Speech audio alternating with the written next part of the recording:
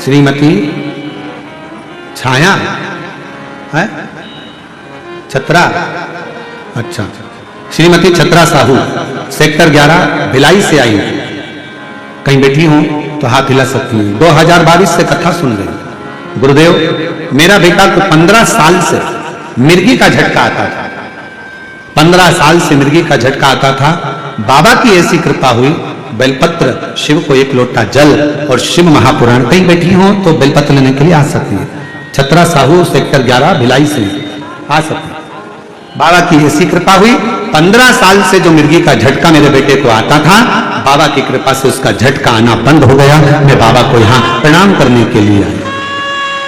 विश्वास, शिव की आराधना। एक पत्र और अच्छा है, देखिए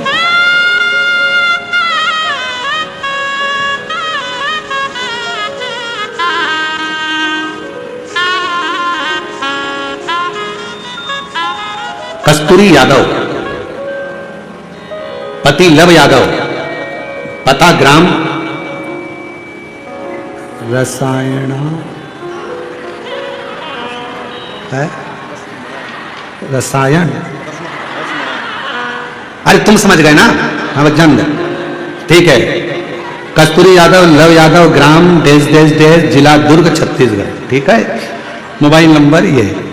1 लोटे जल का क्या वर्णन करूं गुरुदेव। मेरे पति का अचानक तबीयत बहुत खराब हो गया। पत्र पढ़ रहे हो ना, है दिख रहा है टीवी पर, ठीक है। तबीयत खराब हो गया, कहीं बैठी हो तो आ सकती हैं। कहां पहुंचे थे। मेरे पति का अचानक तबीयत खराब हो गया।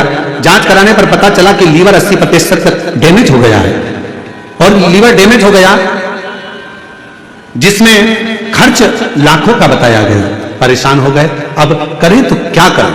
फिर हमने कथा सुनना, रुद्राक्ष का जल, रुद्राक्ष लेकर आए, उस रुद्राक्ष का जल तांबे के कलश में रखकर शिव जी को चढ़ाते और पति को देना प्रारंभ करा।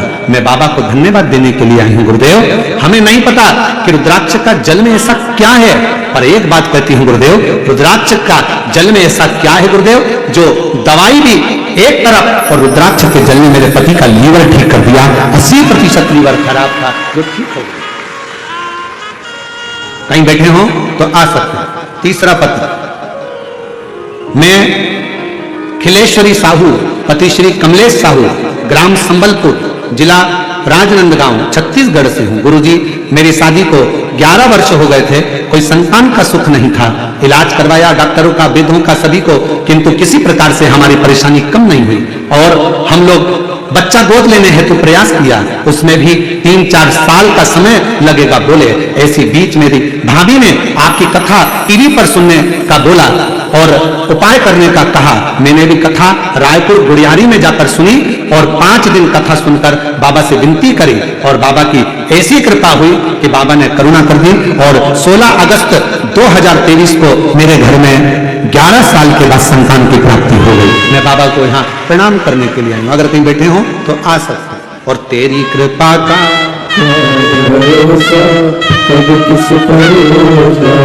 जरा सी हम कर दो, जरा सी हम कर दो, जिस पर भी होगी तेरी करुणा कृपा भले पारुआ, भले पारुआ। पापी हो जाए जितना उसका भी बाबा उधारुआ, और गिद्ध अजामिल कहीं काजे मेरे मन को जरा सी हम पर कर दो, जरा सी हम पर कर दो। तेरी कृपा का क्या है भरोसा, कब किस पर हो जाए, जरा सी हम पर कर दो, जरा सी हम पर कर दो। आप शिव को भजो। कर्जा हो गया गुरुजी, कर्जा हो गया गुरुजी, बहुत तकलीफ है गुरुजी, बहुत तकलीफ है गुरुजी, बहुत तकलीफ है, बहुत कष्ट है, बहुत परेशानी है, बहुत तकलीफ है, बहुत तकलीफ है। बोलने से कुछ नहीं होगा, मेहनत करना पड़ेगी, परिश्रम करना पड़ेगा, संघर्ष करना पड़ेगा, और बाबा के धाम में जाकर, बाबा के मंदिर में जाकर 1 लोटा जल बट वृक्ष की छांव में कहीं मेरा शंकर बैठा मिल जाए तो उसका गुणगान करें। स्मरण।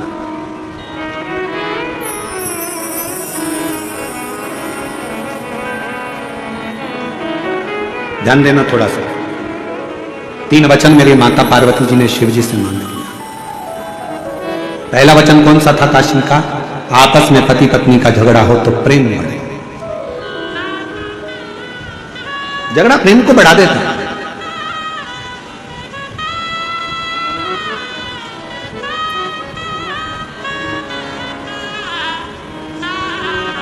इसलिए हम कई बार माताओं से कहते हैं कितना भी झगड़ा हो जाए तो लड़के मायके मत जाए।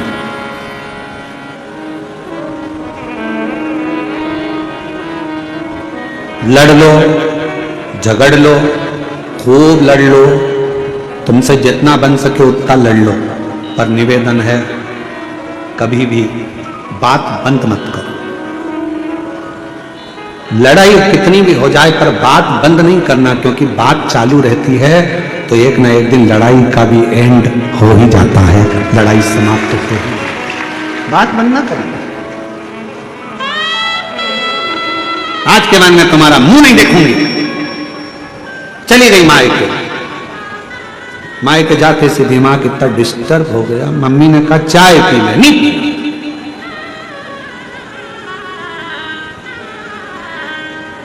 अब बोल के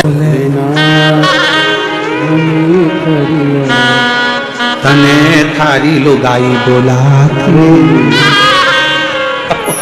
हो रही, वो भी आंख से आंसू आ रही है। मेरा पति मुझे फोन नहीं लगा रहा, याद नहीं कर रहा, तू बोल कर आई थी, तुम्हारा मुंह नहीं देखूं, अब तुमसे बात नहीं करना। अरे लड़ाई कितनी भी हो जाए, कुछ भी हो जाए, पर मायके नहीं जाऊंगी, यही रहूंगी, छाती पे मूंग दलूंगी, पर यही रहूंगी। और जितनी लड़ाई हो जाए ना, खाना बंद मत करो, क्योंकि एनर्जी उसी से आती है।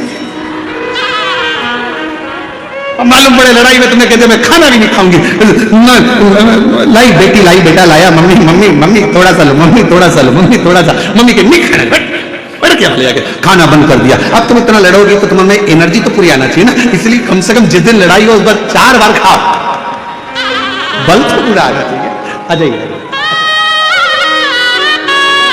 और बाकी से लटक गई और नैनों में लटक गई,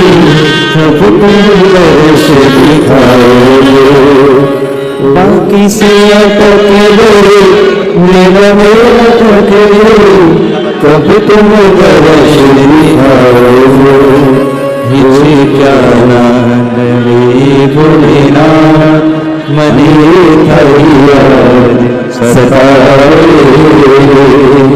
पति का लीवर खराब हो गया था। शिव जी की कृपा से डॉक्टरों ने लाखों रुपए का बोला था ऑपरेशन का, पर बाबा की कृपा से पुनः लीवर काम करना प्रारंभ करा। एक बार जोरदार ताली बजाकर संग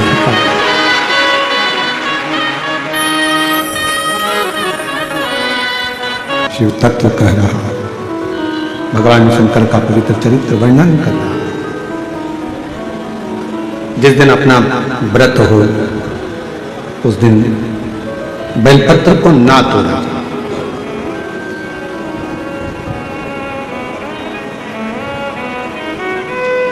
ब्रह्मा जी का सिर कटा,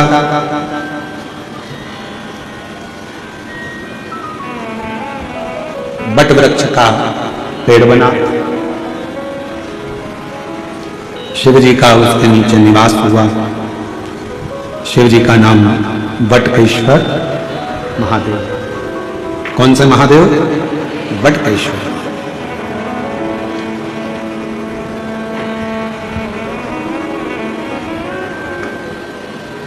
यदि कर्जा हो भी जाए तो बड़ के पेड़ के नीचे बैठकर भगवान शिव का स्मरण मात्र।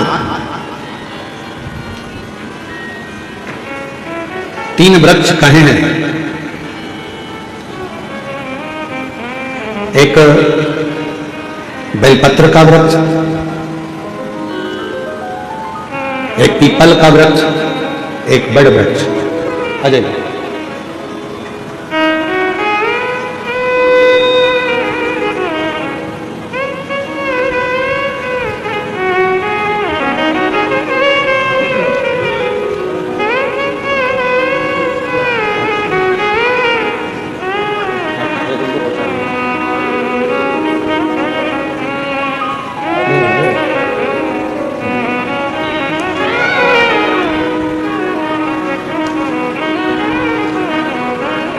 एक बेलपत्र का वृक्ष है, एक पीपल का वृक्ष है,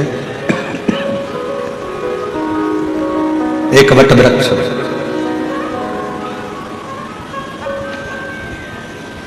यदि मान लो अगर कोई संपदा की कमी हो भी जाती है, कर्जा बहुत मात्रा में बढ़ भी जाता है, तो इन 3 वृक्ष के नीचे बैठकर शिव की आराधना करने से और अपनी मेहनत को 4 गुना बढ़ाकर करने से, परिश्रम करने से धन की मात्रा बढ़ना प्रारंभ हो जाती है, संपदा बढ़ना प्रारंभ हो जाती है।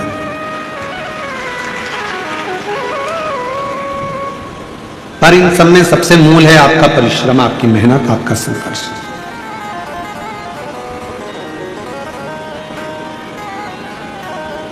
अपना कर्म।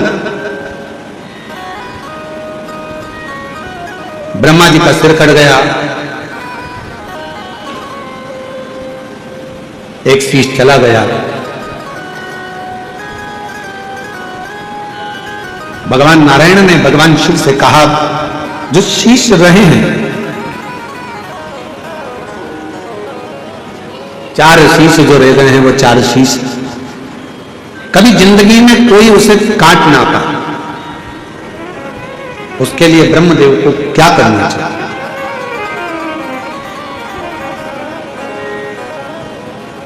तब स्वयं भगवान शंकर ने कहा, ब्रह्मा के मस्तक पर शिव त्रिपुंड लगे,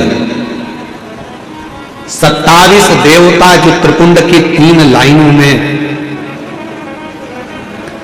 27 देवता जो त्रिपुंड की 3 लाइनों में विराजमान हो जाते हैं, तो उस शीश को काटने वाला संसार में जन्म नहीं ले पाता। एक त्रिपुंड में वो बल होता है, एक त्रिपुंड के अंदर वो शक्ति होती है। और फिर निवेदन करें, जितने भी माताएं यहाँ कथा सुन रही हैं, जितने भाई शिव महापुराण की कथा में आए हैं, जितने जीजा जीजियां यहाँ आए हैं, बच्चे बेटा बेटी, मेरे बुजुर्ग माता पिता यहाँ आए हैं, या जितने भी शिव भक्त इस कथा को आस्था चैनल के माध्यम से, फेसबुक यूट्यूब के माध्यम से अगर श्रवण कर रहे हैं, तो निवेदन करूं कि शिव मंदिर का चढ़ा हुआ मात्र जल भी अगर आपके मस्तक पर सिंचन हो जाता है, या उस शंकर भगवान के चढ़े हुए जल का हम आचमन मात्र कर लेते हैं, तो हमारे शरीर की सारी इंद्रियों को वो जलसात कर सकते हैं।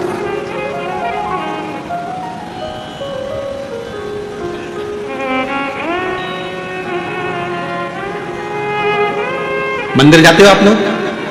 जम के तो बोलो, जल चढ़ाते हो रोज? बहुत बढ़िया। थोड़ा सा जल झेल कर लाते हो, आचमन करते हो, बहुत बढ़िया। आप तुम अगर कितने लोग हैं जो भगवान नंदी के कानों में कुछ कहकर आते हैं? बोले हो कभी? सीधे बोल देते हो क्या जाकर? नंदी के कानों में कहने का भी एक तरीका है, आप लोगों को मालूम होगा वो तरीका? नहीं मालूम? बेलपत्री की जो डंडी रहती है ना, बीच का जो भाग है, ध्यान दिए ना जरा सा, ये बीच की जो डंडी है, फिर से देखिए, बेलपत्री के 2 पत्ते और उसके पास में जो बीच की जो डंडी का भाग है, दिख रहा है आप लोगों को? ये 2 डंडी, ये बीच की 2 पत्ती और उसके बीच में जो 2 डंडी का भाग होता है। जब हम देवादिदेव महादेव से कोई बात करें कि बाबा बहुत दुखी हूँ, बाबा बहुत तकलीफ चल रही है, बाबा मैंने एक कंपटीशन एग्जाम में परीक्षा दी है, बाबा मेरे जीवन में ये तकलीफ हो रही है, बाबा, तब इस बेलपत्री की जो ये डंडी होती है, इस उंगली से, इस अंगुष्ठ से इस डंडी को पकड़ा जाता है और बाबा के कर्ण में कहने से पहले ये हाथ को नंदी के ऊपर रखकर फिर हम बाबा के नंदी के कानों में कहते हैं और चलते समय इस बेलपत्र को अशोक सुंदरी की जगह पर चढ़ाकर वापिस आ जाते हैं। देवादिदेव महादेव को पार्वती की बात मानना ही पड़ती है और वो कहना ही पड़ता है। ये बेलपत्र की महत्व है। ये जितना फल एक बेलपत्र की पत्ती में, उतना की उतना फल। हम आपसे फिर कहेंगे, कभी मौका मिल जाए जिंदगी में, कभी तुम्हारे जीवन में अगर मौका मिले और कहीं बेलपत्री का वृक्ष मिल जाए जिसकी छांव तुम्हारे ऊपर पड़ रही हो, तुम्हारे ऊपर अगर बेलपत्री की छांव पड़ रही हो, उसके नीचे बैठकर कभी मौका मिले, एक बेलपत्री का पत्ता मात्र रखकर आप शिव जी का नाम लेकर जल भी अगर समर्पित कर रहे हो ना, तो वो 12 ज्योतिर्लिंग को जल चढ़ाने के बराबर फल प्रदान कर। एक बेलपत्री का पत्ता, एक बेलपत्री का वृक्ष, एक बेलपत्री के वृक्ष की छांव हमारे जीवन को कृतार्थ कर देती है, धन्य कर देती है, कृतार्थ। ज्ञान और व्यवहार ये दो है, ज्ञान और व्यवहार दो। कभी कभी ज्ञान पढ़ा की पढ़ा रह जाता है और व्यवहार काम आ जाता है, कभी कभी। तुम कितने विद्वान हो, तुम्हारी विद्वत्ता तुम्हारे पास में रखिएगा। तुम कितने विद्वान हो, तुम्हारी विद्वत्ता तुम्हारे पास रखिएगा। कभी कभी एक अनपढ़ व्यक्ति भी सही कार्य कर कर चला जाता है, और विद्वान पढ़े लिखे भी कई बार धरे की धरे रह जाते हैं। फिर निवेदन करूं, तुम्हारे पिताजी 10वीं पढ़े, 5वीं पढ़े, 6ठी पढ़े कि बिल्कुल नहीं पढ़े, अनपढ़ हैं। तुम्हारी माता 8वीं पढ़ी, 10वीं पढ़ी कि कॉलेज पढ़ी कि बिल्कुल अनपढ़ है। तुम्हारे माता पिता भले नहीं पढ़े, पर तुम्हें तुम्हारे माँ बाप ने पढ़ा लिखा कर बाबू तो बना दिया। ये सामर्थ्यता है, ये उसकी सामर्थ्यता है। वो 8वीं तक पढ़ी है, वो 5वीं तक पढ़ी है, वो अनपढ़ है, वो अंगूठा टेक है, पर उसने अपने बच्चों को तो पढ़ाया है ना। अब देखा ये जाएगा, वो अंगूठा टेक माँ, वो अंगूठा टेक पिता अपने बेटे को इंजीनियर, डॉक्टर, अपने बेटे को सब कुछ बना देता है। एक दिन अच्छे औहदे पर ले जाकर उसकी नौकरी भी लगवा देता है। देखना तो ये पड़ेगा कि वो अंगूठा टेक माँ और अंगूठा टेक बाप ने अपने बच्चे को इंजीनियर बना दिया। अब देखना ये है कि तुम पढ़े लिखे अपनी औलाद को कहां तक पहुंचाते हो, वो देखने वाली बात, वो देखने वाली बात। माँ घर में काम कर रही है तो भी बच्चे पर ध्यान रख रही है, माँ घर में रसोई बना रही है तो भी बच्चे का ध्यान रख रही है। और एक आज के जमाने के पढ़े लिखे लड़के, पढ़े लिखी लड़कियां जब विवाह हो जाता है तो उनको बच्चों को संभालने के लिए एक आया की जरूरत पड़ती है। बच्चों को संभालने के लिए एक आया की जरूरत है जो बच्चे को संभाले।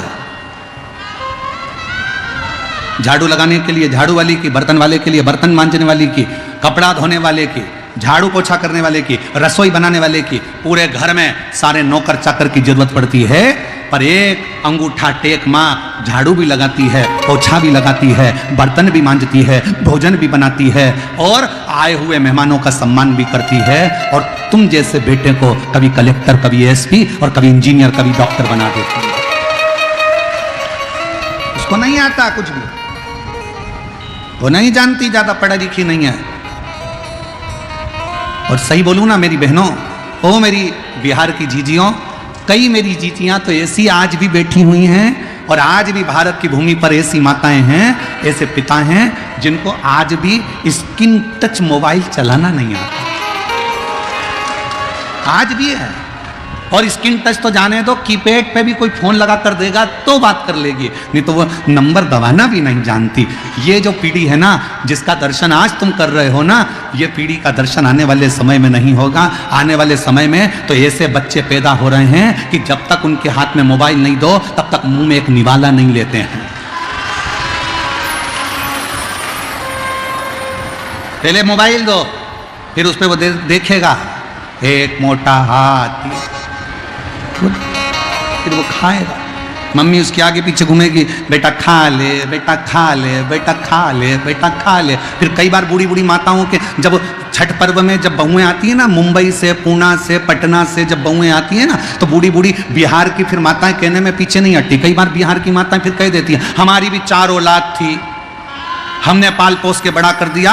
खिला देते थे एक बार और खेलने चले जाते थे। और धाए बहू तेरी औलाद से, ऐसी औलाद पैदा करिए, उसके पीछे 24 घंटे नाचो, ले बेटा खा ले, ले बेटा खा ले, ले बेटा खा ले, ले बेटा खा ले। लाए ऐसी बहू से कहां ढूंढोगे उसको, कैसे ढूंढोगे उसको? आज भी वो अंगूठा टेक माँ, आज भी वो अंगूठा टेक पिता अपने बच्चों के लिए सब कुछ करना चाहता है, सब कुछ।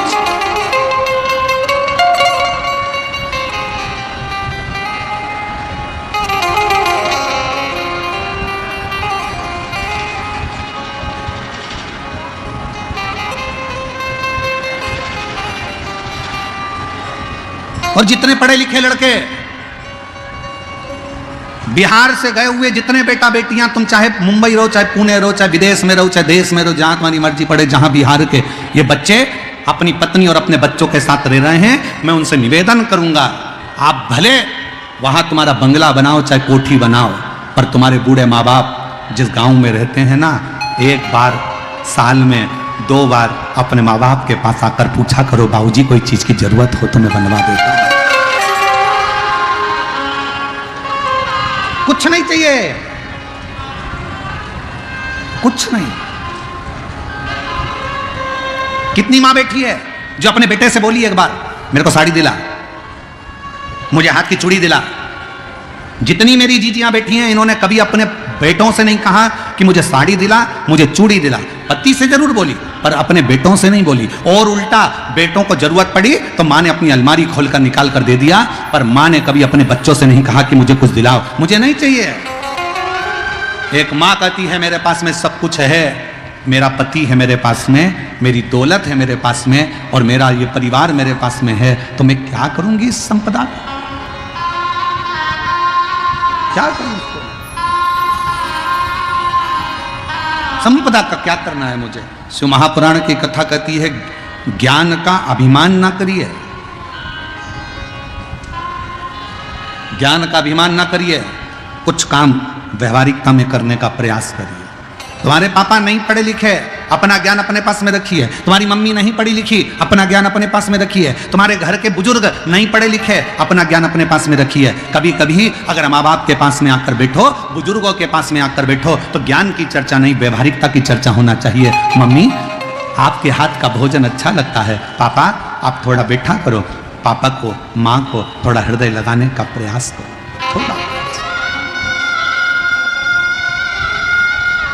थोड़ा सा प्रयास।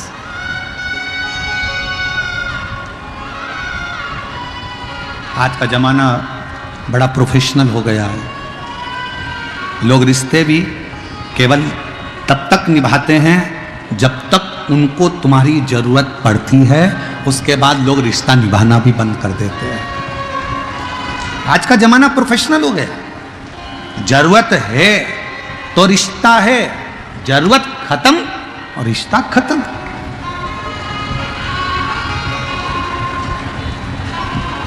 संबंध व्यवहारिकता का संबंध। भानुमति ने रामनाथ से कहा, क्यों चिंता करते हो, अपने बच्चे हैं, आप चिंता ना करिए, आप टेंशन मत लो, आप चिंता मत करो, ये अपने बच्चे हैं, भोजन मिला तो ठीक है, नहीं मिला तो ठीक है। ये आपसे कभी नहीं कहेंगे कि हमें भोजन मिला कि ना मिला, हमें कुछ मिला कि नहीं मिला, ये कभी नहीं कहेंगे, आप टेंशन मत लो। दरवाजा बजाया गया, आवाज लगाई,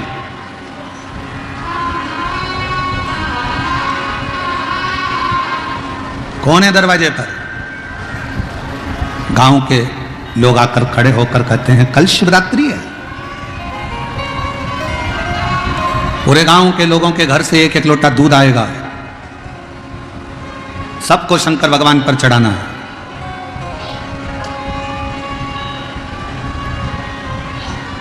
रामनाथ, तुम्हारे घर से भी एक लोटा दूध शंकर जी के मंदिर में, शिवालय में एक चढ़ाने के लिए आना चाहिए। अब गांव के पटेल खड़े हो, गांव का सरपंच खड़ा हो, गांव का कोई विद्वान खड़ा हो, तो उनको पलटकर ये थोड़ी ना कहा जाता कि मेरे पास में कुछ नहीं है, ठीक है साहब चढ़ाओ, जरूर। जब तुम्हारे दरवाजे पर कोई कुछ लेने के लिए आए ना, तुम्हारे दरवाजे पर अगर कोई कुछ लेने के लिए आए तो बिल्कुल कभी मत बोलो कि मेरे पास कुछ नहीं है, मैं नहीं दे सकती, मेरी तो इतनी बेकार परिस्थिति है, मैं कहाँ से लाके दूंगी, मेरे पास तो 1 रुपया नहीं है। नहीं, उससे कहो आप चिंता मत करो, आप कार्यक्रम करो, जब मेरा बाबा मुझे देगा ना तो मैं झोली भरकर तुम्हारे दरवाजे पर डालकर चली जाऊंगी, तुम चिंता मत करो।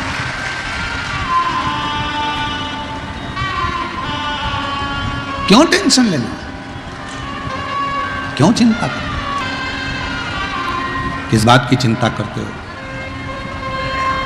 आप परेशान मत हो।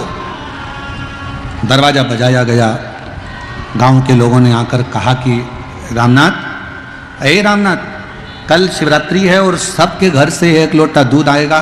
शंकर भगवान को सब अपने अपने घर से लाकर चढ़ाना है, शिवरात्रि का त्योहार मनाना है, शिवरात्रि का त्योहार मनाना। रामनाथ ने कहा ठीक है प्रभु। सब चले गए गांव के लोग।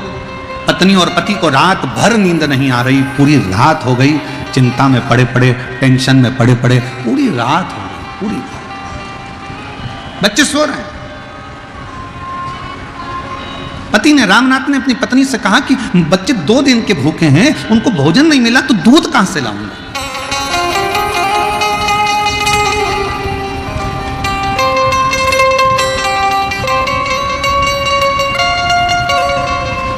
मैं दूध कैसे लेकर आऊंगा, कहां से लेकर आऊंगा?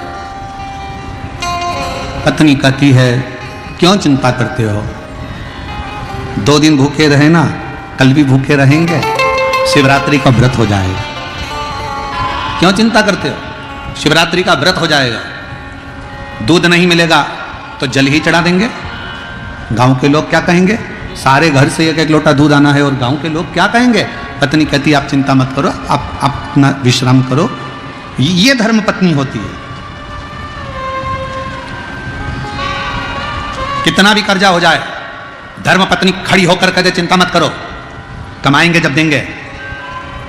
पति कह रहा है मैं तो मर जाऊं तो अच्छा, सुसाइड कर लूं, नहर में चले जाऊं, नदी में चले जाऊं, कहां से कर्जा चुकाऊंगा? पत्नी उस जगह पर खड़े होकर कहते तुम्हें चिंता करने की जरूरत नहीं है, जब आएगा तब देंगे। मरने का प्लान छोड़ो और व्यापार आगे कैसे बढ़ाना है, उन्नति की ओर कैसे बढ़ना है, अपन को कितनी मेहनत करना है, उस पर ध्यान दिया जाए, उस पर ध्यान दिया जाए। पर हम लोग बहुत बड़ी गलती कर देते हैं। जब हम कर्जे में डूब जाते हैं, जब दुख में डूब जाते हैं, जब बहुत तकलीफ में आ जाते हैं, तो कहीं हाथ दिखाने के लिए जाते हैं, कहीं पत्रिका दिखाने के लिए जाते हैं, कहीं कुछ दिखाने के लिए जाते हैं, कहीं अपना भाग्य दिखाने के लिए जाते हैं। कहीं मत जाओ। जब दुख की घड़ी हो, अपने परिश्रम को, अपनी मेहनत को 4 गुना बढ़ाओ। इतनी मेहनत, इतना परिश्रम करो, इतनी मेहनत करो, इतना परिश्रम, इतनी मेहनत करो, इतना परिश्रम करो और भगवान पर विश्वास रखो, भरोसा रखो, सफलता मिलेगी जरूर। भटक रहे हैं, भटक रहे हैं। और लोगों ने क्या कहा, किसी के यहां पूछने गए साहब हमारे यहां इतना तकलीफ क्यों है, तो कह दिया तुम्हारी पड़ोसन ने, तुम्हारे रिश्तेदार ने तुम्हारे ऊपर कुछ कर दिया, इसलिए तुम दुखी हो। तो उससे कहो इसको सही कर दो। जो पड़ोसन ने हमारे ऊपर करा तुम पड़ोसन पे कर दो, करो तो सही। भाई संसार में किसी की सामर्थ्यता नहीं है कि कोई किसी के ऊपर टोना कर दे, किसी की सामर्थ्यता नहीं है। अगर टोना करने वाले होते तो बड़ी बड़ी फैक्ट्रियों वालों पर करते। तुम्हारी छोटी सी पान की दुकान पर कोई टोना नहीं करता, जिसमें 10 रुपए की कमाई होती हो, 20 रुपए की कमाई होती हो, उसमें क्या टोना करेगा कोई? ये हमारे भाग्य का खेल है, ये हमारी किस्मत का खेल है। हम परिश्रम से थोड़ा सा डाउन हुए, इसलिए डाउन पर चलेगा।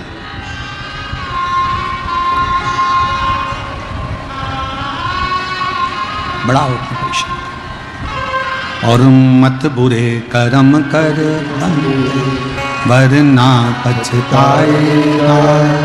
भगवान की आंखों से तू बच नहीं पाएगा, तू बच नहीं पाएगा। अरे ओ अज्ञानी मत कर नादानी, अरे ओ अज्ञानी मत कर नादानी। तेरे कर्म का फल भी तू ही पाएगा, जैसा इसके मत बढ़ाओ, अंदर की आएगा। मत बुरे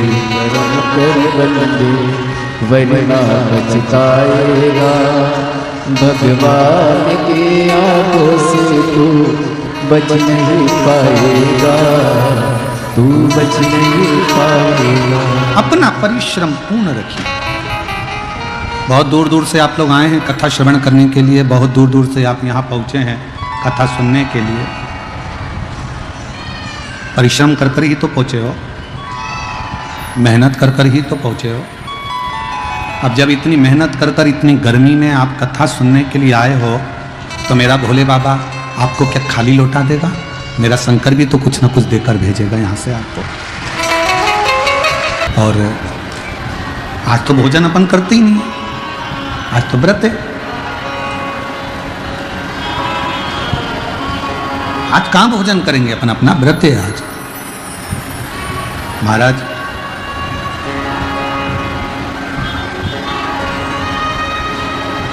चारों बच्चे पार्थिव शिवलिंग का निर्माण करने लगे। कल कथा में कहा था, मन घबराओ नहीं, भोलेनाथ मिलेंगे कभी ना कभी। वो जल में मिले, वो फल में मिले, आकाश में मिलेंगे कभी ना कभी। मन धीर धरो घबरा, थोड़ा सा धीरज बांध कर रखना, शिव मिलेगा। कष्ट है जीवन में, हारना नहीं है। संघर्ष है जीवन में, हारना नहीं है। मिलेगा शिव। चार बच्चे मट्टी उठाकर लाए बगीचे में से, पार्थिव शिवलिंग का निर्माण करा है बच्चों ने। और पार्थिव शिवलिंग का निर्माण कर कर दौड़कर घर के अंदर गए। मां से कहा, मां देखो आज शिवरात्रि है, आप शंकर जी के मंदिर जाती, हमने शंकर जी को अपने घर में लेकर आए, हम शिव को अपने घर में लेकर आए। जब श्रावण के महीने की शिवरात्रि आती है, ऑनलाइन शिव जी की अभिषेक पूजन अपन लोग करते हैं। आप लोग करते हैं उस समय ऑनलाइन अभिषेक पूजन ऑनलाइन करी जाती है। और शिवरात्रि के समय पर जब ऑनलाइन पूजन करते हैं तो उसका प्रभाव यही रहता है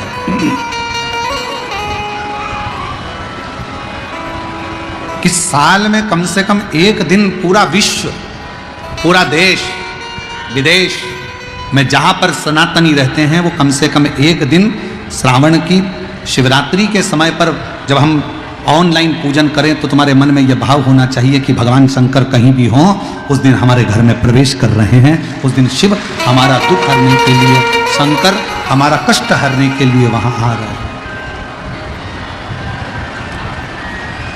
भगवान शिव आ रहे, ये अपने भीतर एक भाव प्रकट करो। एक पत्र है, अच्छा है, देखिए।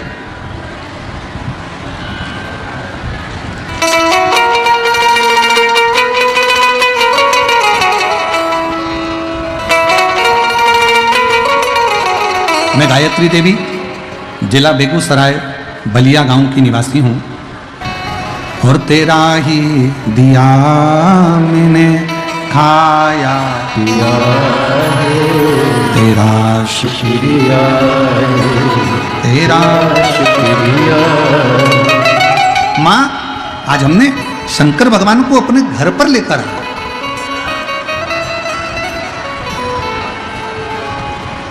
माँ, शिवजी अपने घर पर आए।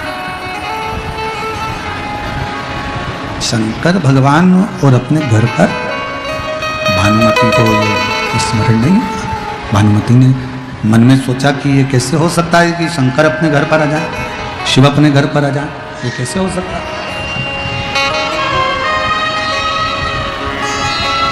भानुमति ने अपने पति रामनाथ से कहा, चलो दर्शन करते हैं। पार्थिव शिवलिंग, 4 बच्चों ने 4 पार्थिव शिवलिंग का निर्माण किया। 4। ये शिव महापुराण की कथा कहती है,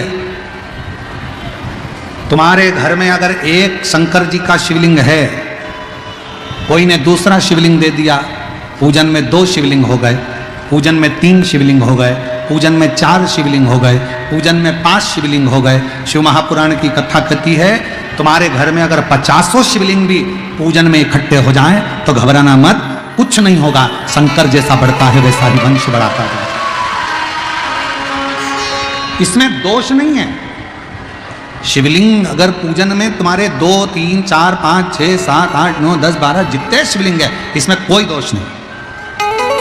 सारे देवता पूजन में 1 या 2 हो सकते हैं, पर शंकर का शिवलिंग पूजन में अगर ज्यादा भी है तो भी शिव उसको स्वीकार करते, उसमें कोई दोष नहीं है, कोई दोष नहीं। बोल बम का नारा है सारी समस्या का हल, श्री शिवाय नमस्ते, उसमें कोई दोष नहीं। घर में शिवलिंग है और शिवलिंग मान लो खंडित हो गया, टूट गया, 50 टुकड़े हो गए, हजारों टुकड़े हो गए, तो भी टेंशन लेने की जरूरत नहीं है। शिव महापुराण की कथा कहती है शिवलिंग कभी खंडित नहीं माना जाता, शिवलिंग तो अखंड माना जाता, शिवलिंग कभी खंडित नहीं माना जाता।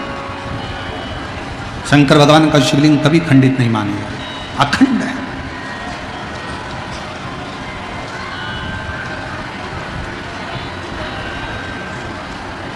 वो कहते ना मंदिर मंदिर में मिलेंगे भोलेनाथ, चढ़ाऊं लोटा जल भर के, और काहे के गणपति बनाए काहे के भोलेनाथ, काहे के गणपति बनाए काहे के भोलेनाथ, गोबर के गणपति बनाए मट्टी के भोलेनाथ, गोबर के गणपति बनाए मट्टी के भोलेनाथ। मंदिर मंदिर में मिलेंगे भोलेनाथ, चढ़ाऊं लोटा जल भर के, मंदिर मंदिर में मिलेंगे भोलेनाथ, चढ़ाऊं लोटा जल भर के।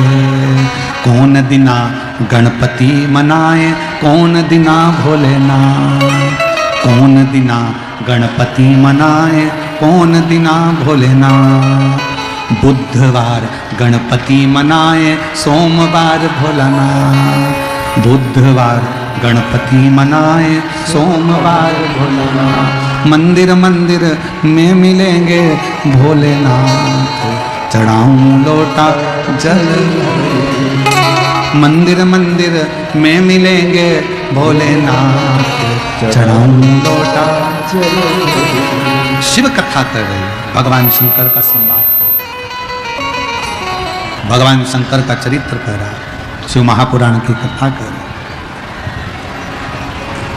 बाबा का चरित्र कर रहा है। घर में शिवलिंग का निर्माण हुआ। तुमरुका जी ने चंचुला देवी से एक बात कही, जिसके घर में पार्थिव शिवलिंग का निर्माण होता है उसके घर में कभी लक्ष्मी की कमी नहीं होती है, वहां लक्ष्मी सदा निवास है, वहां लक्ष्मी सदा निवास कर, सदा।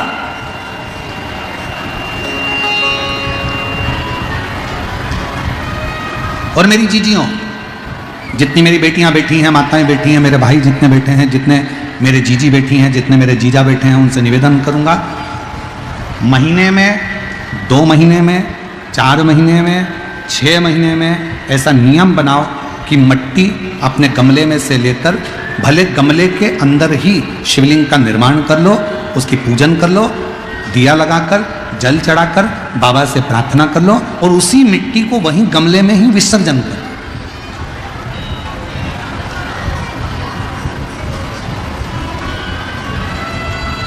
जो लोग कहते हैं हमारा व्यापार नहीं चल रहा, जो लोग कहते हैं हम बड़े दुखी हैं, बहुत तकलीफ में हैं, बहुत कष्ट में हैं, बहुत परेशानियां चल रही हैं, बहुत कष्ट चल रहा है, बहुत परेशानियां हो रही हैं और हमारा व्यापार नहीं चल रहा, ये नहीं हो रहा, वो नहीं हो रहा, तो अगर कोई तुमसे अगर इस तरह से बोले तो उसको कहना प्रत्येक महीने शिवरात्रि आती है, प्रत्येक महीने तो ब्रह्मांड में पुष्टि मार्ग को प्रगटाया है। ऐसे पवित्र श्रीमद् वल्लभाचार्य जी की जयंती की बहुत बहुत जो तुमसे कहे कि मेरे घर में लक्ष्मी नहीं है, मैं बहुत डिप्रेशन में चल रही हूं, बहुत टेंशन है, बहुत तकलीफ है, बहुत कष्ट है, बहुत कष्ट। प्रत्येक महीने शिवरात्रि आती है, पंचांग में, कैलेंडर में लिखी होती है। और कई लोग कहते हैं हमको मालूम नहीं पड़ता कि कब शिवरात्रि आ गई, कब चले गई। तो अब की बार हम भी विचार कर रहे हैं कि पूरे साल की शिवरात्रि हमारी सोशल मीडिया पर हम पूरे साल कौन से महीने में शिवरात्रि कितनी तारीख को आएगी, वो एक कैलेंडर जैसा हमारा जो फेसबुक है, हमारा जो यूट्यूब है, इंस्टाग्राम है, हम उसको प्रयास कर रहे हैं कि उस पर हमारी विठलेश सेवा समिति के द्वारा पूरे महीने की शिवरात्रि पूरे शिव भक्तों के सोशल मीडिया पर पहुंच जाए, जिससे लोगों को ध्यान रहे कि इतनी तारीख की शिवरात्रि आएगी, लोगों के स्मरण में रहे कि इतनी तारीख को शिवरात्रि आएगी, मासिक शिवरात्रि इतनी तारीख को है, मासिक शिवरात्रि इतनी तारीख को है। उनके महाराज प्रत्येक घर में हर महीने, भले गमले में करो, थाली में करो, पूजन के स्थान पर करो, और पार्थिव लिंग का निर्माण होना चाहिए प्रत्येक में।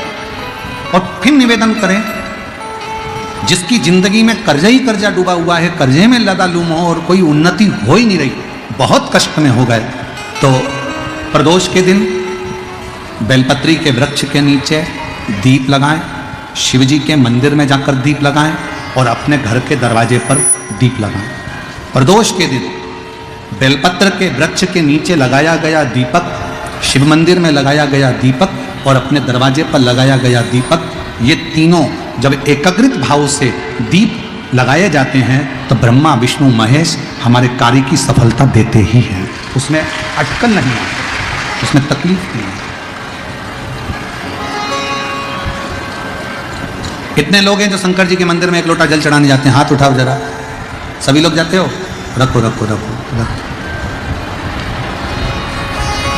क्या कहते हो बाबा को जाके? शिव जी के मंदिर में जब जल चढ़ाने जाते हो तो क्या कहते हो? घर से जाते समय एक लोटा जल जब लेकर निकलो तो घर के दरवाजे से निकलते समय श्री शिवाय नमस्तुभ्यम, मंदिर में जब प्रवेश करो तो श्री शिवाय नमस्तुभ्यम, और शंकर जी को जब जल चढ़ाओ तो अपने बाबा को अपने दिल की बात, बाबा मैं आपकी बेटी हूँ, बहुत कष्ट है बाबा, ये तकलीफ है बाबा, बाबा आप ये कार्य कर दीजिए। शिव को जल चढ़ाते समय और जलाधारी का स्पर्श करो, जलाधारी का स्पर्श करो और बाबा से विनय करो। हम तो बाबा के भरोसे चलते, हम तो बाबा के भरोसे चलते, ये दुनिया वाले जलते, ये दुनिया वाले जलते, हम तो बाबा के भरोसे चलते, डमरू वाले के भरोसे चलते। जैसे ही पार्थिव शिवलिंग का निर्माण हुआ, भानुमति और रामनाथ ने आकर दर्शन किया। दर्शन करते से ही बाबा से प्रार्थना करी, बाबा आज गांव के लोग शिवरात्रि का पर्व मना रहे हैं, सब घर से एक लोटा जल, एक लोटा दूध शिवालय जाना है, हमारे पास दूध ले जाने की भी सामर्थ्यता नहीं, हमारे पास दूध ले जाने की भी सामर्थ्यता नहीं। आप कृपा करें। अगर आपने कथा सुनी होगी रतनगढ़ की, तो रतनगढ़ की कथा में हमने कहा था कि शंकर भगवान को 50 किलो, 2 किलो, 5 किलो, 1 किलो दूध की जरूरत नहीं है। शंकर भगवान को अगर देसी गाय का 2 बूंद दूध भी चम्मच में लेकर भी अगर शंकर जी को चढ़ा दोगे तो शंकर उसको स्वीकार कर ले।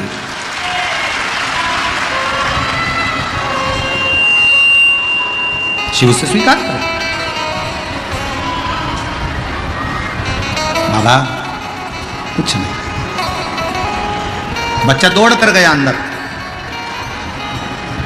और चारों बच्चे जब अंदर दौड़ कर गए, घर में रखा हुआ थोड़ा सा कोठी में जो आटा चिपका हुआ था, डब्बे के अंदर जो आटा लगा हुआ था, उसमें पानी डालकर लोटे में लेकर आ गए, और आकर लोटे में लेकर आकर बोले, माँ शिव जी को दूध चढ़ाना चाहिए ना शिवरात्रि को। हम दूध लेकर आए। माँ ने जैसे ही बच्चों के हाथ में दूध देखा पूछ लिया, ये दूध कहां से है? बच्चों ने कहा, माँ आटे के डब्बे में पानी डालकर उसको घोल कर लेकर आए। माँ शिवजी से कहती है, बाबा जो हमारी सामर्थ्यता है उसके अनुसार हमने चढ़ा दिया। जैसे ही दूध चढ़ाया, भगवान शंकर और पार्वती नंदी पर बैठकर सामने से आ रहे थे, नीचे उतरे। पार्वती जी ने एक बूढ़ी का रूप लिया, सिर पे लंबी सी बिंदी, नासिका से लेकर शिखा तक मां पार्वती के सिंदूरा भरा हुआ था। शंकर भगवान ने बूढ़े का रूप रखकर सिर पे पाग बांधकर साथ में एक गौ माता को लेकर, बहुला को लेकर, गाय को लेकर पहुंच गए। दस्तक दी, दरवाजा बजाया, रामनाथ, ओ रामनाथ। रामनाथ ने दरवाजा खोला। तुम कौन हो? रामनाथ, भूल गया तेरे पिताजी का मैं मित्र हूं, और तेरे पिताजी ने मेरे पास में थोड़ा सा धन रख दिया था, थोड़ी सी दौलत रख दी थी, और उसके प्राण तुझे याद है? गाड़ी से जाते हुए तेरे पिता के प्राण छूट गए थे। जी, मैं उनका मित्र हूं, उस गांव से आया हूं। तेरे पिता की दी हुई ये गाय और तेरे पिता का दिया हुआ ये धन आज मैं तुझे देकर जा रहा हूं। देकर ये तेरे पिता ने दिया था, मेरे पास तो रखा हुआ था, और मैं तुझे देकर तुझे दे। अरे कितनी, जरा विचार करिएगा।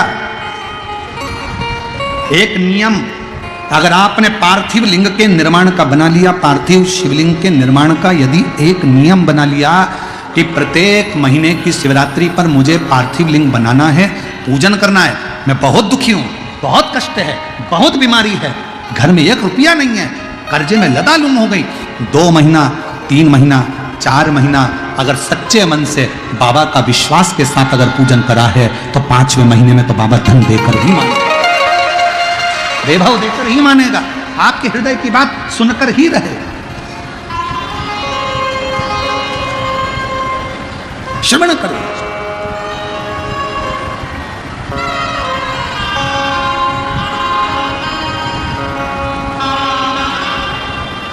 जयपुर की भूमि पर जब 1 मई से 7 मई तक कथा होगी, दोपहर में 1 बजे से 4 बजे तक विद्याधर नगर स्टेडियम में, जब जयपुर के लोग और आसपास के लोग कथा सुनने आएंगे और आप लोग टीवी पर जब कथा सुनेंगे तो उसमें एक प्रसंग सुनिएगा। उसका एक प्रसंग है, शिवजी पार्वती जी को लेकर शमशान की फेरी लगा रहे थे, शमशान घूम रहे थे, शमशान महाशमशान में घूम रहे, काशी में घूम रहे हैं।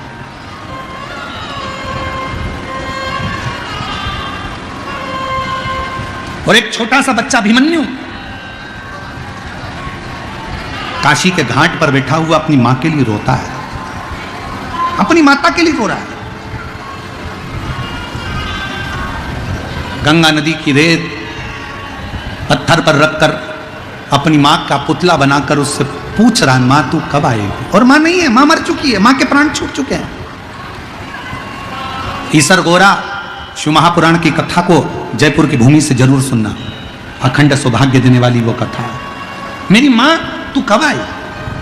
पार्वती जी तो कुछ नहीं बोली, शंकर जी को लगा कि मेरे शिवलिंग की पूजन कर रहा है, पर वो मां का पुतला बना रहा था, बालू रेत से, गंगा की नदी की रेत से बालू का पुतला बना रहा था अपनी मां का। और शंकर को लगता है कि मेरा शिवलिंग का निर्माण करा है। शंकर भगवान उसी समय पर पार्वती जी को आज्ञा देते हैं, पार्वती जाओ इसकी मां बनकर इस बच्चे को गोदी में बिठाकर इसका लाड़ लड़ाओ और इसकी परवरिश करो। से गोरा जी कहती हैं, कैसी बात करते हो भोलेनाथ, ये अपनी मां का पुतला बनाया और तुम कह रहे हो कि शिवलिंग? कुछ भी हो, मिट्टी का ढेला बनाया है, मतलब मेरा शिवलिंग का निर्माण करा है। अब मेरी इस मूर्ति का उसने निर्माण करा, इसलिए इसका लालन पालन तुम्हें करना पड़ेगा। पार्वती जी उसकी मां का रूप रखकर जाती हैं, गौरा उसका मां का रूप रखकर जाती हैं और बच्चे का, अभिमन्यु का पालन पोषण करती हैं। बच्चा जब बड़ा हो जाता है तब माता उसका सारा वैभव देकर, संपदा देकर पुनः कैलाश धाम पर आकर विराजमान हो जाती हैं। वो ईश्वर जी और गौरा जी की कथा है, उसको सुनिएगा, जो जीवन में सुख प्रदान करने वाला आनंद। और हम तो जयपुर वासियों से कहेंगे, मौका छोड़ना मत, पंडाल में बैठकर कथा कर तत्व श्रवण करिए।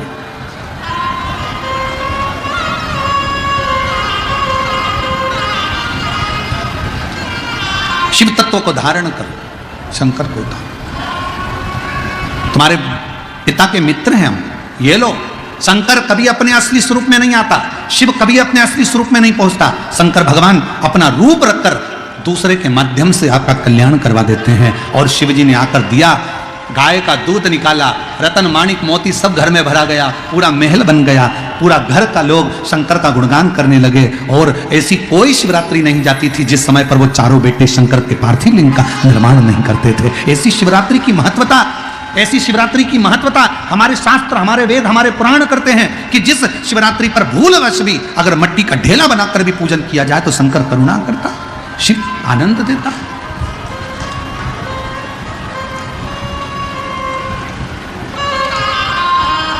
और शंभु शरणे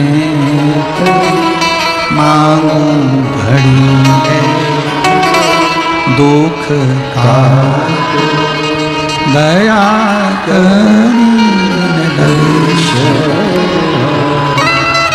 शंभु शरणे मांगू दुख का दया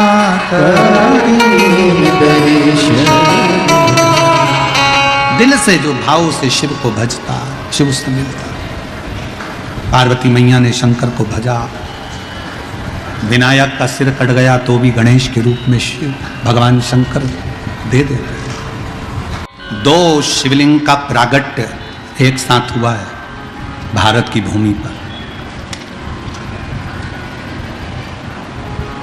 जितने दुनिया के लोग सुन रहे हैं भारत की भूमि पर, देश विदेश में जितने लोग आस्था चैनल के माध्यम से सुन रहे हैं, सावधानी से सुनना, दो शिवलिंग का निर्माण एक साथ हुआ है भारत की भूमि पर।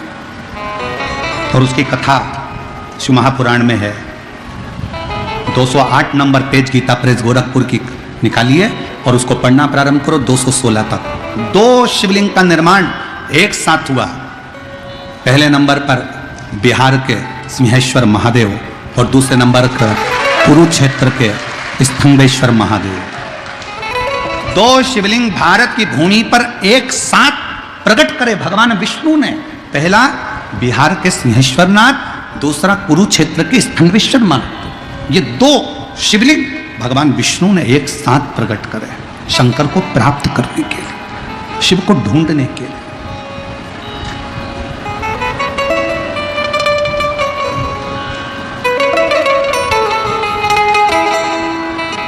और इत सिंहेश्वर नाथ है, उत स्थनेश्वर नाथ है, और बीच शिव पुराण चले धीरे धीरे, बीच शिव पुराण चले।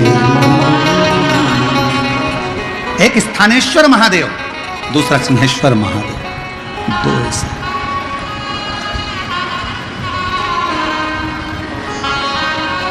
और पूरे विश्व में जितने लोग शिव महापुराण की कथा सुन रहे हैं, बड़े किस्मत वाले हो आप लोग। बिहार के सिंहेश्वर में आकर शिव जी का दर्शन नहीं कर पाते तो कम से कम टीवी के माध्यम से आप इस शिवलिंग का दर्शन तो कर रहे हैं। बोल सिंहेश्वर महादेव की, बोल बम का नारा है, सारी समस्या का हल श्री शिवाय नमस्ते। भगवान उत्तानपाद का चरित्र अपन ने कल श्रवण करा था। मनु शत्रुपा की 3 बेटियां, देवहूति, आकुति और प्रसूति। माता प्रसूति जी का विवाह दक्ष प्रजापति के साथ हुआ और दक्ष प्रजापति के साथ विवाह होने के बाद में माता प्रसूति के गर्भ से बेटियों ने भी जन्म लिया और माता प्रसूति के गर्भ से कुछ बेटों ने भी जन्म लिया।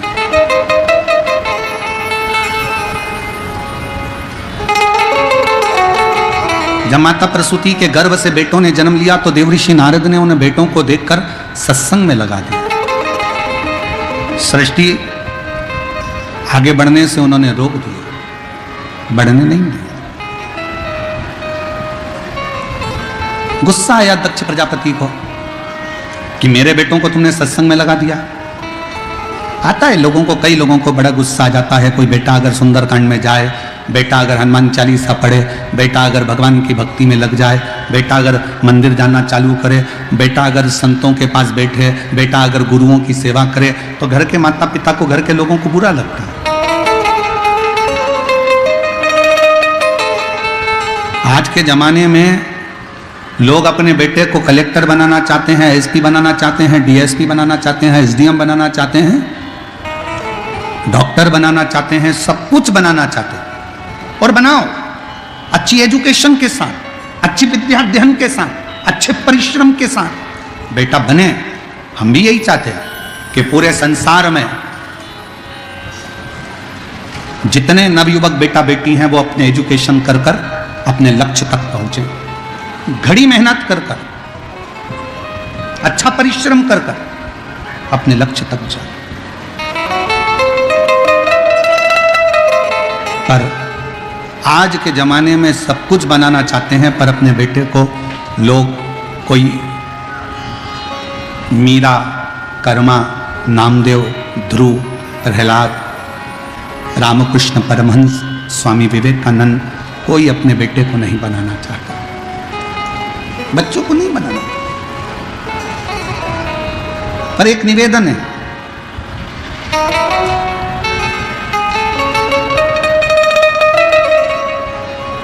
गुलाब और गुलाब जामुन किस किस ने देखी है? उत्तर तो दो जल्दी से। गुलाब का फूल और गुलाब जामुन, गुलाब जामुन तो खाई भी होगी, शादी ब्याह में कहीं गए होगे तो ठीक है। गुलाब और गुलाब जामुन दोनों की राशि एक ही है। गुलाब का फूल और गुलाब जामुन दोनों की राशि एक है। पर देखो, गुलाब का फूल कांटों में बैठता है, गुलाब का फूल कांटों में रहता है, और गुलाब जामुन खोए की बनती है, मावे की बनती है और घी में तलाती है। घी में से निकलकर चाशनी में जाती है, चाशनी में से निकलकर मुंह में जाती है, फिर बाद में भ्रष्टा में चली जाती है। और गुलाब का फूल कांटों में बड़ा होता है, कांटों में रहता है, टूटता है और शंकर जी के चरणों में चला जाता है, शिव के चरणों।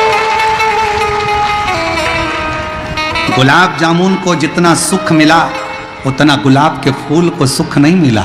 गुलाब जामुन को जितना घी मिला उतना गुलाब के फूल को नहीं मिला। गुलाब के फूल के जीवन में संघर्ष ही संघर्ष था, कांटों में रहना था, कांटों में बढ़ना था, कांटों में आगे रहना था, और कांटों में रहते रहते रहते रहते एक दिन वो गुलाब का फूल भगवान शंकर के चरणों में चला जाता है। एक बात याद रखना, जीवन में अगर थोड़ा दुख मिले, तकलीफ मिले, कष्ट मिले, चिंता मत करना। रेस में खड़ा हुआ घोड़ा, रेस का जो घोड़ा होता है ना, उसको खूब मारा जाता है, खूब मारते हैं। दुनिया के लोग कहते हैं रेस का घोड़ा जीत रहा है। रेस के घोड़े से पूछो तू इतनी तेज क्यों भाग रहा है? रेस का घोड़ा कहता है मुझे जलन हो रही है, मुझे कोड़े पर कोड़ा मारा जा रहा है, इसलिए मैं दौड़ रहा हूं। और रेस का घोड़ा जीत जाता है। दुनिया के लोगों को लगता है कि रेस का घोड़ा जीता है, पर जीता नहीं, वो शरीर के कष्ट के कारण भागता भागता आगे आ गया है। उसी तरह दुनिया के ताने, दुनिया के अपशब्द, दुनिया के कोड़े और दुनिया की आड़ी टेढ़ी बातें आपको रेस के घोड़े की तरह भगाएगी और एक दिन आपको आगे निकालकर मंजिल तक पहुंचा। मिलेंगे ताने, मिलेंगे अपशब्द, पर आपको आपकी मंजिल तक पहुंचा दे।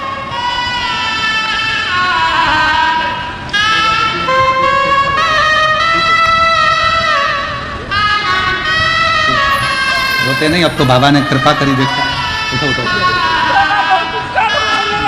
उपकार बाबा का है, हमारा नहीं। ठीक है बेटा,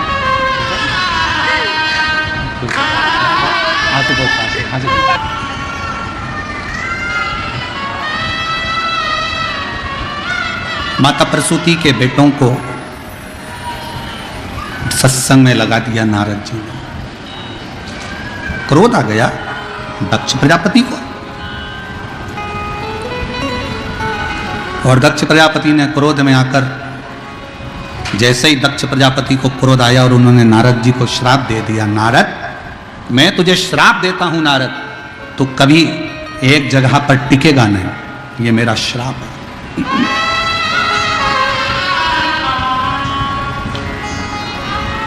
एक जगह पर तू टिक नहीं सकता, ये मेरा श्राप है तुझको।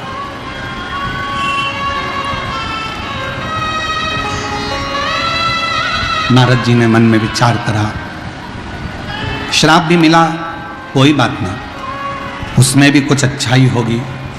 नारद जी की आंखों में जल भरा था और नारद जी निकल कर जा रहे थे तो बीच में तुमरुका जी मिले।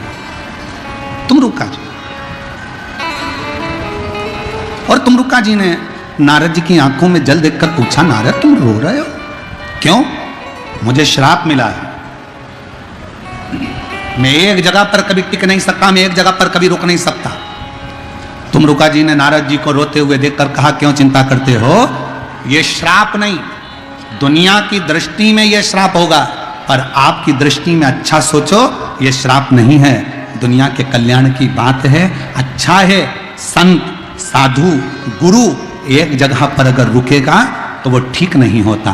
कुएं में पानी भरते जाओ भरते जाओ भरते जाओ तो कुएं का पानी बदबू मारने लगता है, कुएं के पानी को निकालते जाओ तो नया पानी आता जाता है और कुआं बदबू नहीं मारता। उसी तरह संत गुरु एक जगह पर रुकेगा तो वो कहीं ना कहीं तकलीफ होगी, इसलिए संत और गुरु को चलते रहना चाहिए। नारद तुम बढ़ते रहो, बढ़ते रहो। कहां विचार कर रहे?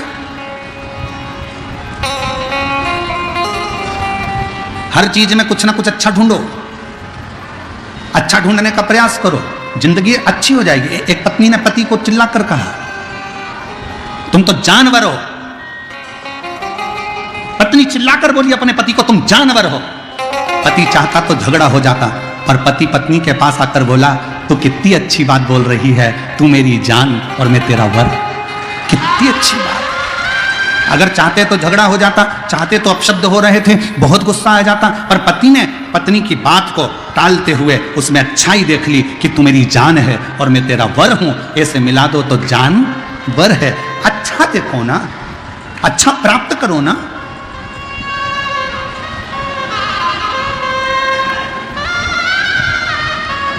कुछ अच्छा देखिए, श्रेष्ठ देखिए। शिव कथा कह रही है, भगवान शंकर का चरित्र कह रहा है। दक्ष प्रजापति ने नारद जी को श्राप दे दिया। दक्ष प्रजापति के घर में माता प्रसूति के गर्भ से 60 कन्याओं का जन्म हुआ। कन्याएं जन्म लेने के बाद भी दक्ष प्रजापति ने मां दुर्गा भवानी की आराधना करी, मां देवी की आराधना, मां जगज्जननी जगदम्बा की आराधना। और निवेदन करेंगे,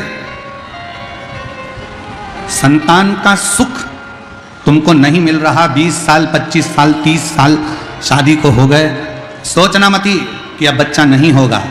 शंकर जी के मंदिर में जाकर सेवा करना प्रारंभ करना, शंकर जी के मंदिर में 1 लोटा जल चढ़ाना प्रारंभ करना, शिव जी का चढ़ा हुआ जल नंदी के पास बैठकर आचमन करना प्रारंभ करना, बाबा से बार बार विनती करना, 1 बार नहीं तो 2 बार नहीं तो 3 बार नहीं तो 4 बार पशुपति व्रत करना, मेरा शंकर 30 साल बाद भी औलाद देकर ही रहे। और इसको बनाए रखने के लिए, इसकी श्रेष्ठता के लिए जीवन का एक सुख, एक आनंद होना जरूरी है। एक सुख, एक आनंद होना जरूरी है। और मैंने तेरे ही भरोसे बाबा, तेरे ही भरोसे हवा बीच उड़ती जाए बाबा, डोर छठी में कटी जाए, बोले शंभु मैं शिव कथा कर रहे। सती माता का जन्म हुआ, शिव जी के चरणों में माता सती की प्रीति थी।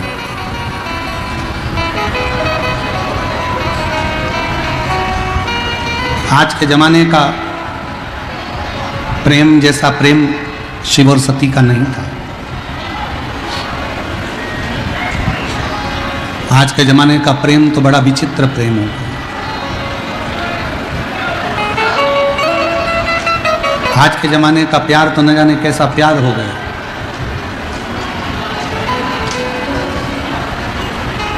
अब कौन समझे। रोज तो अखबार में पढ़ रहे हो, रोज आप सोशल मीडिया पे देख रहे हैं। ये कोई प्रेम है? ये कोई स्नेह? ये कोई प्यार? प्यार किसको कहते हैं, प्रेम किसको कहते हैं? जरा विचार करिएगा कि सती माता के पिता दक्ष प्रजापति सती माता का विवाह शिवजी से नहीं करना चाहते थे।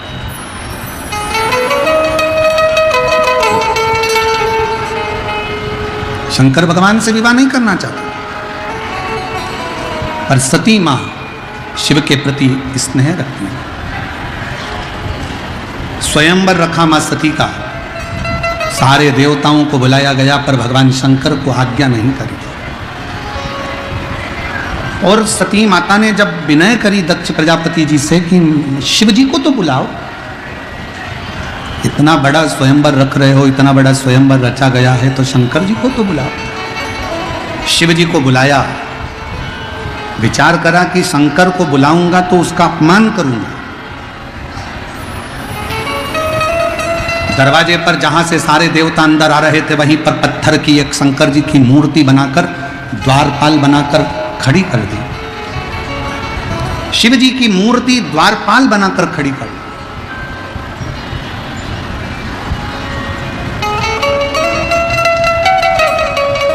शिव जी स्वयंवर में नहीं पहुंचे। सारे देवता बैठे थे, माता सती जयमाला लेकर आ रही थी, और जयमाला लेकर आई तो देखा कि सब देव हैं, पर देवों के देव महादेव नहीं है। तब सखी ने कहा, शंकर भगवान तो नहीं आए, पर शिव जी भले नहीं आए, पर शंकर जी की मूर्ति दरवाजे पर लगी है। शिव जी की मूर्ति दरवाजे पर लगी। सुनते से ही सती माता दौड़ पड़ी, और जो सती माता दौड़ी, दौड़ते दौड़ते दरवाजे पर जाकर जो शंकर जी की मूर्ति पत्थर की थी, उनके गले में जयमाला पहना दी। जयमाला पहनाते से शंकर प्रकट, शिव प्रगटे। ध्यान रखो, सती माता के विश्वास से शंकर भगवान पत्थर की मूर्ति से प्रकट हो सकते, शिव प्रकट नहीं हो सकते। भरोसा रखो शंकर के प्रति, भरोसा रखो शिव के प्रति। और शंभु शरणे मांगू घड़ी रे, दुख दया करी दर्शन। शिव प्रकटे हैं, भगवान शंकर प्रकट हुए, भगवान शिव प्रकट हुए। सती माता को विवाह कर सती माता को ब्याह कर सती माता को विवाह कर चल। समय आया, शंकर भगवान मां सती को लेकर कुंभज ऋषि के यहाँ कथा श्रवण करने के लिए, कुंभज बाबा के यहाँ कथा सुनने के लिए गए। सती का परित्याग कर शिवजी मौन होकर विचार कर बैठ गए। दक्ष प्रजापति ने एक यज्ञ की रचना करी।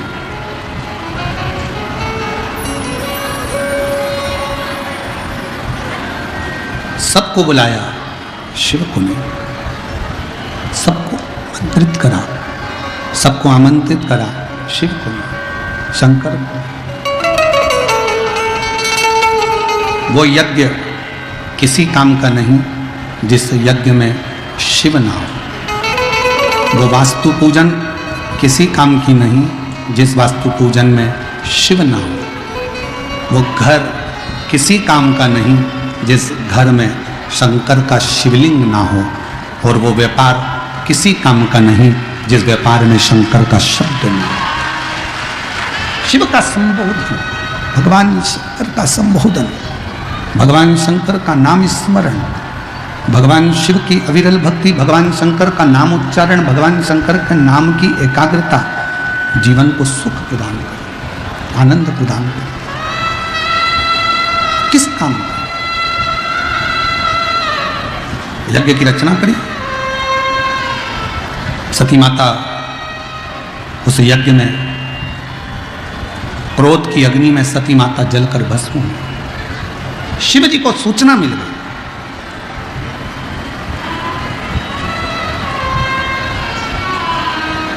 अपने केश को तोड़ा मेरे भोलेनाथ जी ने, पृथ्वी पर दिया, वीरभद्र उत्पन्न कर दिया और वीरभद्र को उत्पन्न कर कर कहा जाओ पूरी यज्ञशाला को विध्वंस कर। भगवान विष्णु और भगवान शंकर के गण के साथ में युद्ध हो रहा। उस युद्ध में भगवान विष्णु हार गए। पूरे देवता आश्चर्य में पड़ गए कि शंकर भगवान के गण से भगवान नारायण हार गए, भगवान विष्णु शिव के गण से हार गए।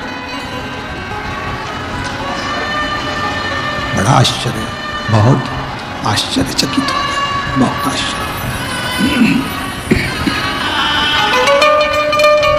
बहुत आश्चर्य कि ये शंकर भगवान के गण से और भगवान नारायण हार जाए। शंकर भगवान के गण से और भगवान नारायण हारे। बड़ा आश्चर्य। क्यों हारे? अब आइए दोनों शिवलिंग के प्रागट की कथा। सिंहेश्वर महादेव की और स्थानेश्वर महादेव की, दोनों की प्रगट की कथा अब आई। क्यों हारे? कहा भगवान विष्णु को श्राप लगा था कि तुम शंकर के गण से हारोगे, शिव के गण से तुम हार जाओ। श्राप लगा। किसका श्राप था? दधीची ऋषि और राजा छुप। दधीची ऋषि और राजा छुप ये दोनों मित्र हैं। दधीची ऋषि और राजा छुप, थोड़ी मिठास करो। दधीची ऋषि और राजा छुप ये दोनों मित्र हैं, दोनों मित्र। और इन दोनों की मित्रता इतनी प्रबल मित्रता है कि उसको कोई तोड़ नहीं सकता। सिंहेश्वर महादेव की कथा कर रही है। एक बार राजा शुभ ने आकर दधीची ऋषि के सामने भगवान नारायण की तो तारीफ करी, भगवान नारायण का तो बहुत बहुत वर्णन किया, पर शिव जी के लिए अपशब्द कर, भगवान शंकर के लिए आड़े टेढ़े शब्दों का संबोधन कर दिया। कल कथा में कहा था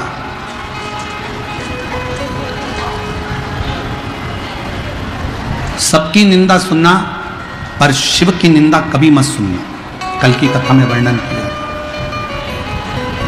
शंकर की निंदा देव ऋषि नारद ने करी थी तो बंदर का मुंह लग गया था, और शंकर भगवान की निंदा स्वयं भगवान विष्णु ने सुनी थी तो घोड़े का मुंह लग गया। हयग्रीव अवतार हुआ। सबकी निंदा सुनोगे चल जाएगा, पर शिव की निंदा स्वीकार नहीं करेगा। शंकर की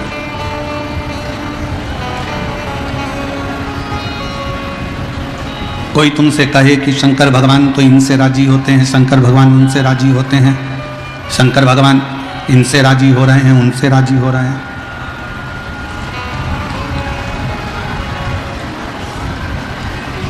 कोई तुमसे कहे शिव जी इनसे राजी हो गए, उनसे राजी हो गए, नहीं नहीं, शंकर भगवान सबके हैं।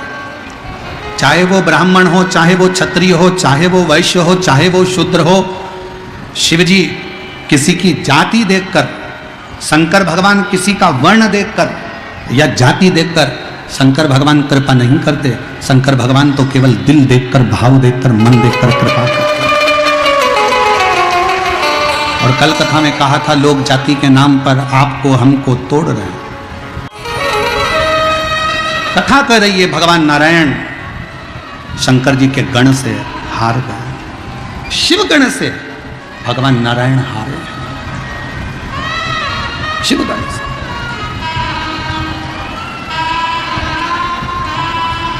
पूछा क्यों हारे? कहा दधीचि ऋषि के मित्र थे राजा क्षुभ।